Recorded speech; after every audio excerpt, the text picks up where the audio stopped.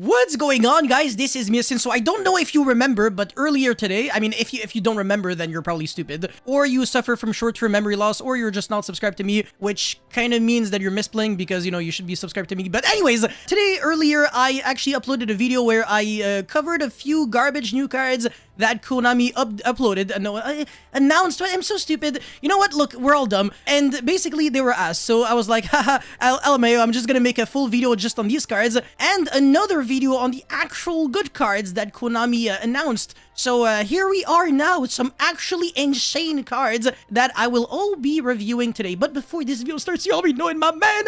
Friendly reminder to smash the like and subscribe button. They're only juicy if you're smashing them. If you're not smashing them, they're ugly. The first card is Grand Sulfachord Coolia. Link 3, Light Fairy, blah blah blah. 2+ monsters including a pendulum. Gains 100 attack for each pendulum monster in your extra deck. Activated effect of pendulum monsters this card points to cannot be negated, but their activations can still be negated, so it kind of sucks. Once per turn, when your opponent activates a card or effect, you can special summon one Sulfachord card with an odd pendulum scale from your pendulum zone to your zone this card points to, and if you do negate the activation, but you don't destroy, then you can add one Sulfachord pendulum monster with an even pendulum scale from your deck to your extra deck face up. So in other words, pendulums get, you know, an additional way of stopping Nibiru, which is actually pretty nice. I will take that any day of the week, but unfortunately it's Link 3, not a Link 2, so I don't know if it's the best, but it doesn't suck because it has the Zephyr Metaltron arrows, in case you're wondering. Down left, down, and down right, which is definitely relevant when you're playing pendulums because unlike, you know, Xyz, Synchro, and fusion-based strategies, pendulums and links are the only decks that still need to worry about Master Rule 4 rules. But anyways, the other card is Sulfachord Symphonia. Quick play spell, you can only activate one card with this card once per turn. It's always funny to see like spell cards and trap cards in the pendulum decks. They have a tendency to be ass. Anyways, apply these effects in sequence based on the number of face-up Sulfachord pendulum monsters with different names in your extra deck. So 3+, so this is off to a really bad start. Yo, LMAO. All Sulfachord pendulum monsters you control currently gain attack equal to their own pendulum scale, multiplied by 300 until the end of this turn. It's pretty shit. 5+, you can destroy one card your opponent controls. Then if you have a card with an odd pendulum scale in your pendulum zone, draw one card. Now, this is actually a really good effect. It doesn't target, it's a quick play spell, so you can use it as an interruption on your opponent's turn. You can draw one card which replaces itself, so it actually becomes a +1. I really like that, but again, you have to have 5+ Sulfachord pendulum monsters with different names. That's too much. If it was just 5, period, it would have been acceptable, but 5 with different names, no. And 7+, you're never gonna get there. You're gonna need like every single one of them.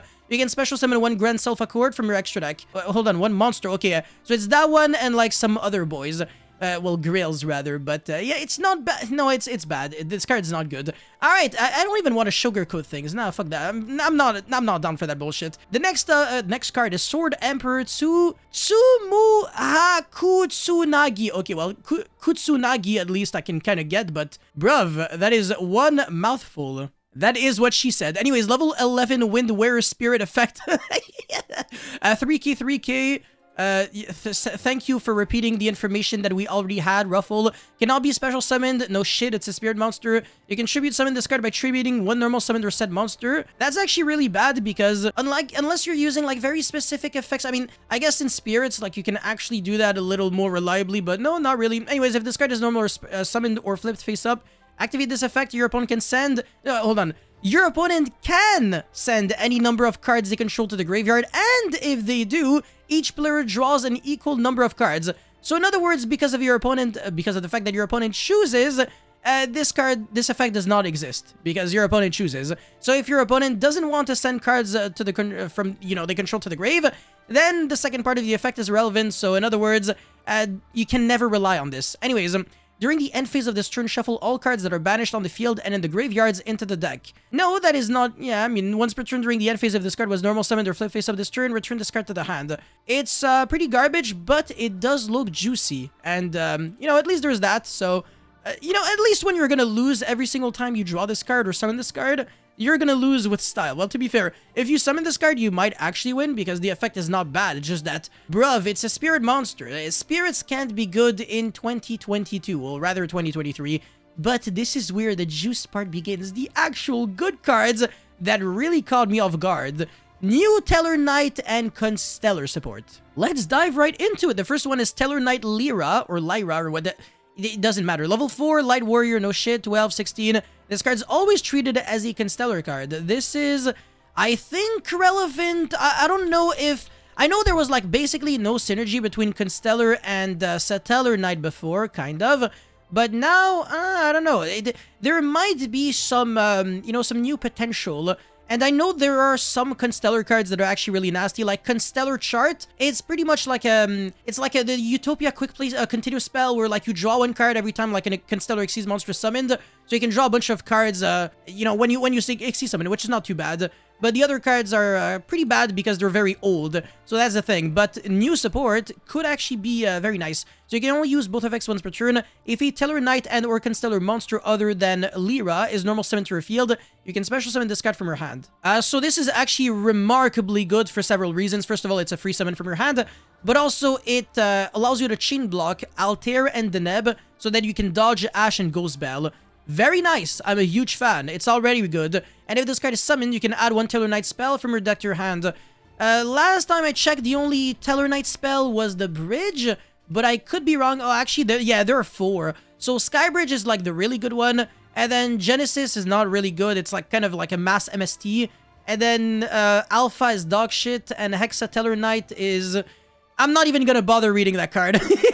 But yeah, you can search Bridge, and Bridge is an acceptable card because, you know, just this is like a one-card combo. You go normal summon this, search Bridge, and then use Bridge, tribute that, and then summon Altair from your deck, revive back this, and then make a rank 4, and, you know, that's it. It's quite nice. So, the worst case scenario, it's a one-card rank 4, so one-card Zeus, unless Altair actually locks you. I forgot. There might be a world in which you might be locked if you use the effect of Altair. Yeah, only Satellar Knight monsters can attack for the rest of the turn. So you can't really make like a very... I mean, you can still probably make like a 4-material Zeus because of Diamond, so it might work, but yeah, alright, definitely respectable. I'm definitely a big fan. And then after that, we got Teller Knight Altea. If this card is summoned, by the way, it's a really nice thing that they kind of perpetuated the old summoning condition, well, not summoning condition, but rather the effect on summon, because a lot of cards in Yu-Gi-Oh! They read if this card is normal or special summoned. These Satellar Knights are exceptions to the rule. They say if this card is summoned, so in other words, if you Book of Moon your Satellar, and then you flip it, you know, face up as a flip summon, you are going to be searching. That is really big. So Book of Moon in this deck is actually pretty good. You can search 20 billion times with the same Deneb. Not too bad, huh? Anyways, if this card is summoned, you can target cards on the field. Oh, wow. On your own field, too. Oh, wow. Artifacts. Oh, artifacts are going to be nice. Up to the number of light and dark Xyz monsters you control, destroy them. Yeah, I mean, the fact that you can destroy yourself definitely makes Sanctum a better card to main deck now. Not bad at all. Alright, I'll take that any day of the week. If you Teller Knight and or Constellar monster other than Altea special summon to your field, you can special summon this card from your grave. Ah, let's go! Also, you can't declare attacks for the rest of the turn, except with Xyz monsters. I am fine with that. Usually, you're only really attacking with Xyz anyways. That's not a big drawback at all. And free summon from the grave? Sure. Pretty good. Oh my god. Yeah, I don't know. Like, that's just a great card. And it doesn't get banished when it leaves the field. Come on, like, that's just free real estate. And you get to destroy cards. Oh my god, it's so good. And it doesn't have to be like an Xyz that you summon. It's only just any Teller Knight or Constellar, but let's just pretend like this is only Teller Knight support because Constellars are not really good. They were, I mean, they used to be good at one point, but, I mean, the Constellar Xyz are still really good to this day. Like Pleiades, Telemium 7, and arguably even the, I think, Omega or something, the rank 4. But whatever, great card again. I only have positive things to say about these new cards. And now we're moving on into the, well, one and only rank 4 monster, Teller Knight Constellar Caduceus.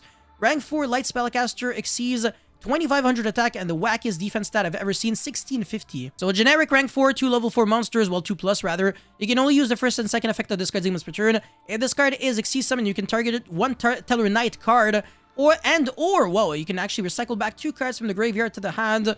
But again, are you really trying to...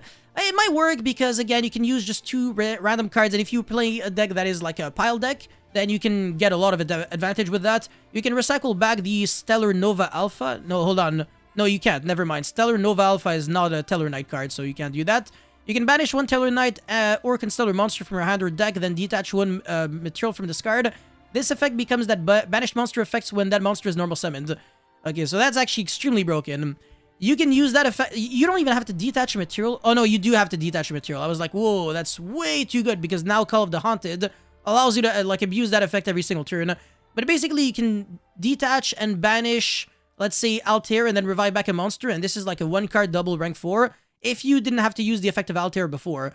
And again, as we already said, there are a bunch of like 1-card rank 4s now, so this is just getting like pretty crazy. And I feel like you're going to be using the effect of the Neb every single turn now. It's no longer going to be like a turn 3, turn 5 thing, where you have to kind of play with, I think it's Ununkalai, the one that Foolish is, or, yeah, no, it's not Alshim or something, that's the Pot of Avarice. But yeah, no, this deck has a really good grind game. You always get to shuffle back your cards, and, yeah, really good, just main deck monsters overall. They're just really slow, and they don't really, they used to, like, not do anything on their own, but, like I said, things are about to change. So yeah, very good card, and again, you can go into Zeus with this, so it always has value. And being able to recycle back any Tellarknight card is also fantastic. And last but definitely not least, we got Tellarknight Constellar, which again is always a Constellar card and a Tellarknight card at the same time. You can only activate one card with this card's name once per turn. You can only use the second effect of this card's name once per turn. When this card resolves, you can special summon one Tellarknight or Constellar monster from your hand or grave. It can be an Xyz monster, and it doesn't negate the effect. Just fantastic. This is so good. You can target one Tellarknight or Constellar Xyz monster you control, special summon from your extra deck one Tellarknight or Constellar Xyz monster with a different rank from that monster you control by using it as a material. That is actually kind of extremely overpowered, no? You can summon, like, oh my god. You can summon Constellar Ptolemy M7 on top of any random-ass garbage Tellarknight Xyz, and then you can use the effect of M7 to recycle back any hand trap from your graveyard to your hand. That's really good! And again, by the way, this deck can actually play Shifter, it can play a lot of things. Just a trap deck, and it plays with, like, you know, 1 to 2 cards. Well, I mean, not really, but it eventually plays with, like, 1 to 2 cards. So, even though this is... it might not be enough to make it, like, tier 1. I think this is a step into a great direction. Very good support. It's like, every single card that I read, I'm impressed. So... fantastic job, Konami. I love every single one of these cards. This card obviously sucks, but I mean, it is what it is.